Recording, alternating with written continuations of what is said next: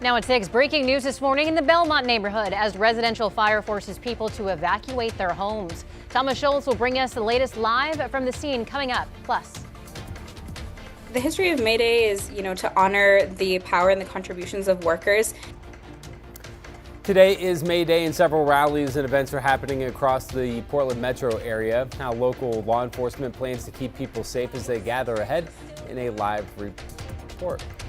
And how far would you go to make some money? How one former Chick-fil-A employee made off with $80,000 using mac and cheese. Yeah, we'll break that down. That story is coming up later as your news at Sunrise starts right now.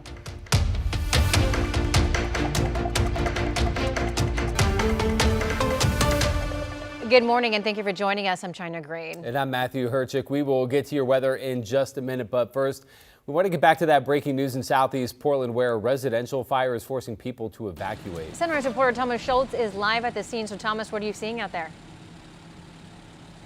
Yeah, well, guys, that smoldering and smoke is still very heavy, and the smoke is pretty heavy in the air as well. You can see this is the home where that fire started. Firefighters have done an excellent job of knocking this thing down and making sure it hasn't spread any further. We just spoke to a spokesperson with Portland Fire and Rescue who says this actually didn't spread to the home next to it, which is only about 5 feet away. There is some damage as firefighters punched some holes in the second home to ensure that the fire didn't spread. But look at this smoke. Obviously, it's still smoldering here. It's unclear right now how this fire started. I want to give you another vantage point from our photographer, Chad Dehart, who's up on a hill right across the street to just show you how big of a fire and how much smoke and smoldering is still present in this home right here. Again, unclear how it started, but fortunately, firefighters and neighbors tell us that nobody was living in the home at the time. There was one small injury. A firefighter had his glove burned, but he was able to return back to work and continue to fight this fire. Look, this was something that was quite a shock to neighbors, waking up many of them early this morning. Still about 50 firefighters on scene. Here's what one neighbor told us a few minutes ago. Adrenaline, absolutely. We're still kind of shaking. Yeah, it's scary. I was afraid that maybe we were going to get scorched or catch on fire.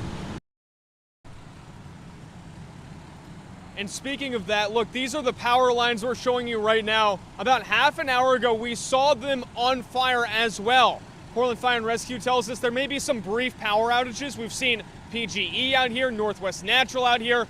But once again, a massive response from the fire department. You can see down southeast Stark, just a huge response. The same thing as the other direction on southeast 30th. It goes for blocks and blocks that they've cut off this morning as they've had, again, around 45 firefighters here fighting this fire. You can see right now, a lot of them still on scene here, milling around, continuing to monitor this fire, something that presumably, guys, they'll be watching for the next couple of hours. Matthew, China. Our Thomas Schultz reporting live this morning. And thank you, Thomas. We'll check in just a bit to see if you have learned more. But stay with KGW for the latest on this fire as we continue to learn more all morning long. You can also visit our website, kgw.com, or stream us for free on KGW+. All right, time to get back over to Rod now for a check of the weather. We see that sunrise peeking out over your shoulder. Yeah, right there. The sun-up time this morning on a flat horizon that's based on was at 5:58. Now it's just about getting ready to pop up over the Cascades so we can see her. Nice partly cloudy morning and not much of a chill in the air. It is 55 degrees out at PDX. There's the rising sun from the Chehalem tasting room camera out in Sherwood. Again, the cloudiness really making for a pretty morning. It's 50 degrees out in Sherwood. And one more view from you. This is the way it looks at the Interstate Bridge. Traffic looks like it's moving okay. And there's Mount Hood and the Columbia, of course, from the Springs at the waterfront. A nice day today. We're going to bring the temperature back down a bit. We'll be all dry, 50 degrees out the door on average. Mid-60s for lunchtime recess. Really nice. Kids get out of school today about 71. And then later today, 4 or 5 o'clock, we get up to about 74. Of course, we'll get into your weekend forecast coming up shortly. Back to you. Rod, thank you.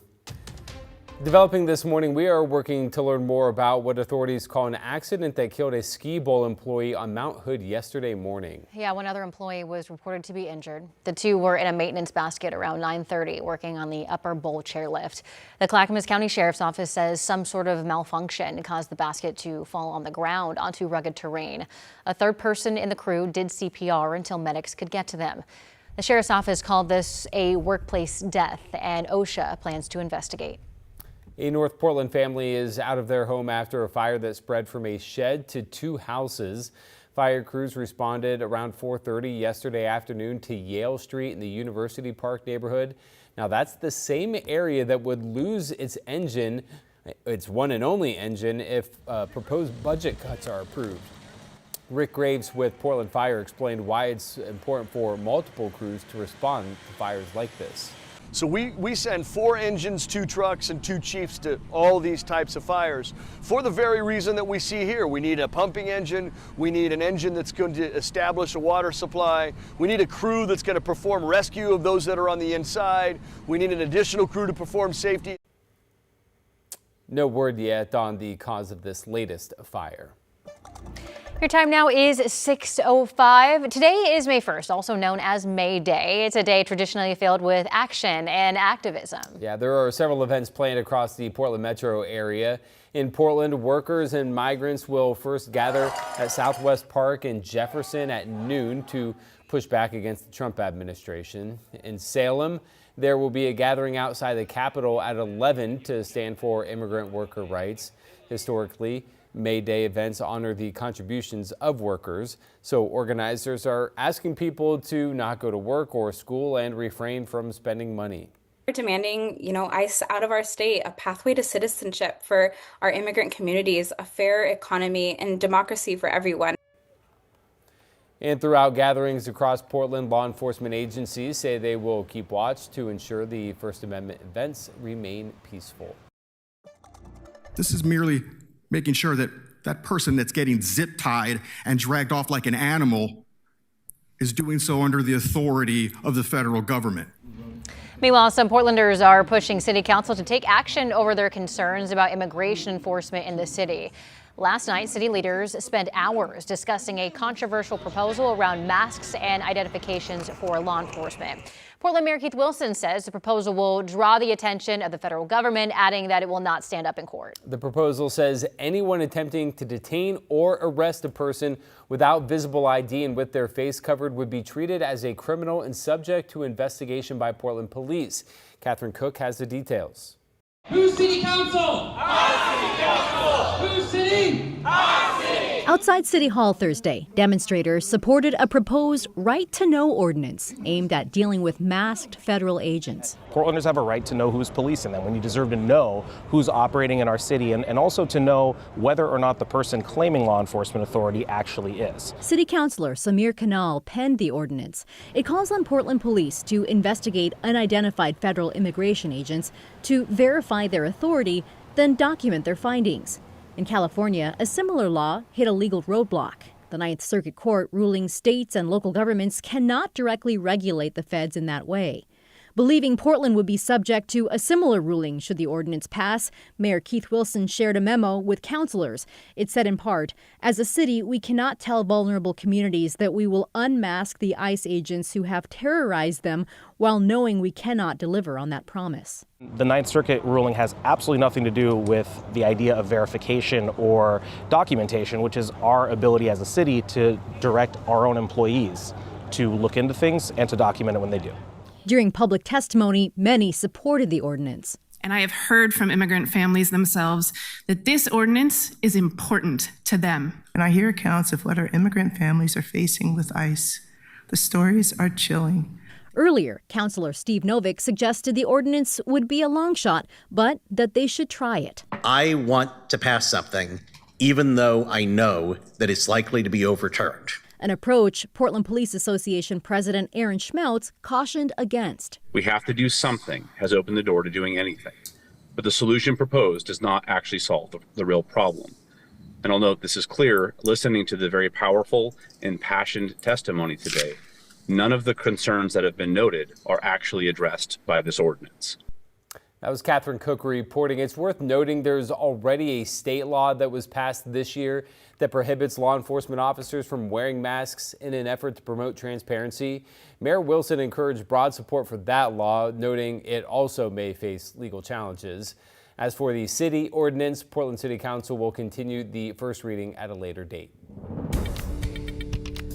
Well, if you played the Powerball recently, you might want to check your ticket because the Powerball drawing on Wednesday had 91 winners, including 4 here in Oregon. So here's a look at the winning numbers: 3, 19, 35, 51, and 67, and the Powerball was 15. The jackpot worth an estimated $143 million. Now here in Oregon, winning tickets worth $2 million were sold in Coos Bay, Creswell, and Medford. Another $1 million winning ticket was sold in Gresham. So did you guys buy any lottery tickets in those areas? I didn't. Me neither. But if I won, I wouldn't tell anyone. There'd be signs. There would be signs. I would come back on air. My lips would be bigger. Oh, God. My jaw would be snatched. Your lips would be big. My eyebrows would be tight and back. It's expensive. Snatched. I don't get this whole movement of I want my lips to weigh 10 pounds, but that's just me. Here's our Snookwinds Casino Resort camera. We have cloudy skies in Lincoln City. And it's one of those mornings, I'm not sure if the clouds are going to break at the beach in some spots or not. It is overcast this morning. And again, 54 degrees. A lot of you will just hold in the 50s today. There's our rising sun, and we can, a little bug movement there, it looks like, if you look carefully in the camera. Downtown Portland, partly cloudy, nice mild start, 55 degrees. Rising sun out in the country from the Shalem Tasting Room in Sherwood, where it is 50. No issues weather-related wise, and we will be completely dry once again today. 47 in Gresham, 49 in Sherwood, 49 in Oregon City and Wilsonville.